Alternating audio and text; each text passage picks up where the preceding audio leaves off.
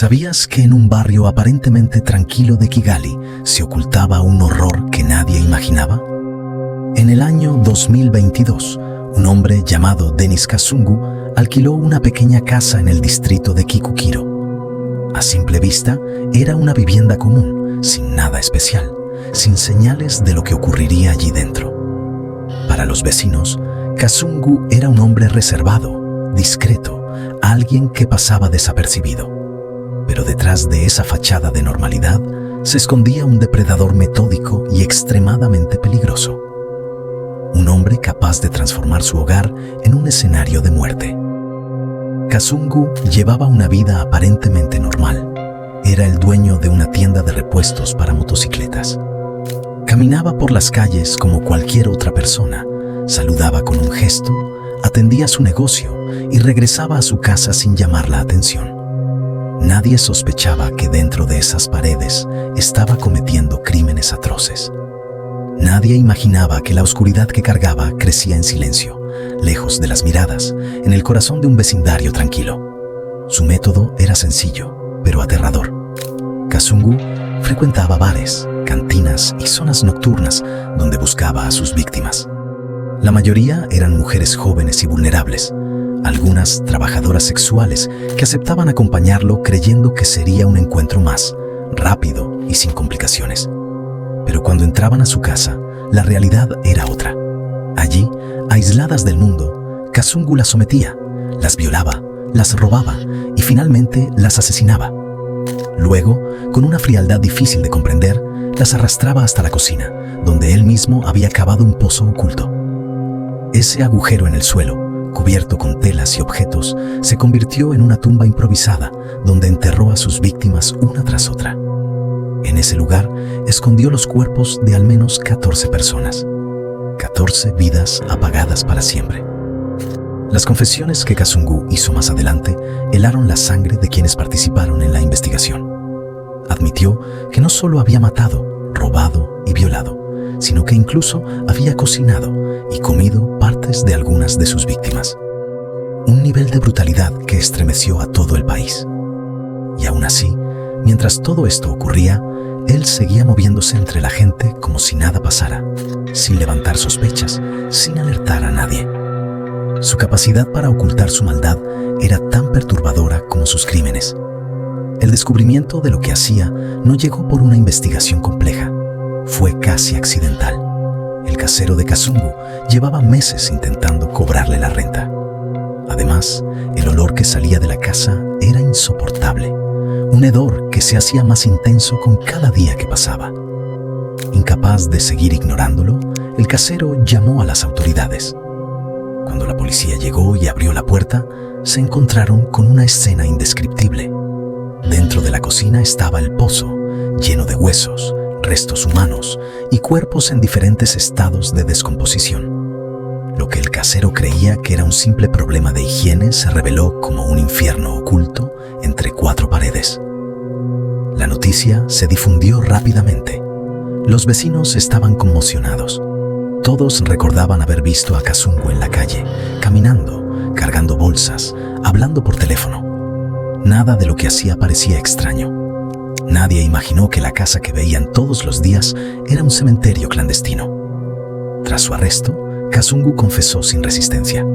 Admitió cada uno de los asesinatos y explicó cómo elegía, manipulaba y asesinaba a sus víctimas. Su frialdad, su voz tranquila y su falta de emoción sorprendieron a los investigadores. Parecía más un relato mecánico que una confesión humana. En enero de 2024 inició el juicio. Todo el país seguía el caso con horror. Las familias de las víctimas buscaban respuestas y justicia. Los detalles que surgían en el tribunal eran cada vez más escalofriantes. El comportamiento de Kasungu, sus métodos, su capacidad para ocultar lo que hacía, todo parecía sacado de una pesadilla. Él se declaró culpable de asesinato, violación, robo y profanación de cadáveres. Pidió clemencia, aseguró estar arrepentido y dijo que había cooperado con la investigación. Pero nada de eso podría compensar el daño causado ni revivir a quienes habían sido brutalmente asesinados. El 8 de marzo de 2024, el tribunal emitió su sentencia. cadena perpetua. Una condena firme que reflejaba la magnitud de sus crímenes. Pero Kazungu no se conformó. Presentó una apelación, alegando que su cooperación debía ser tomada en cuenta como un factor atenuante. Aún así, en julio de 2025, la Alta Corte rechazó su apelación. La condena quedó intacta. No habría reducción, no habría indulgencia. La justicia ruandesa decidió que un hombre capaz de cometer tales actos debía pasar el resto de su vida tras las rejas. Pero incluso después de su sentencia, las sombras del caso Kazungu siguieron extendiéndose por todo Ruanda. Las autoridades comenzaron a investigar cómo era posible que un asesino serial actuara durante tanto tiempo sin ser detectado. La pregunta era inevitable. ¿Falló el sistema o Kazungu simplemente supo esconderse demasiado bien? Lo cierto es que su habilidad para pasar desapercibido reveló una inquietante realidad sobre los barrios urbanos de Kigali, lugares donde la gente vive tan cerca y aún así tan desconectada. Vecinos que apenas se saludan, ruidos que nadie cuestiona, olores que todos prefieren ignorar. Ese silencio colectivo, esa indiferencia cotidiana, se convirtió sin querer en el escudo perfecto para un depredador. Expertos en criminología dentro del país comenzaron a analizar el perfil psicológico de Kazungu. Algunos lo describieron como un psicópata organizado, metódico, calculador, capaz de llevar una doble vida sin mostrar remordimiento. Otros creían que su historia escondía heridas profundas, traumas no tratados, episodios de violencia en su pasado. Pero incluso ellos admitieron algo inquietante. Nada justifica ni explica por completo la escalada de atrocidades que cometió. Para muchos, Kazungu representaba un tipo de maldad que simplemente desafía cualquier análisis. Con el paso de los meses, las familias de las víctimas intentaron reconstruir sus vidas. Algunas viajaron hasta la pequeña casa donde todo ocurrió. En silencio, dejaron flores frente a la entrada, intentando despedirse de quienes jamás pudieron hacerlo.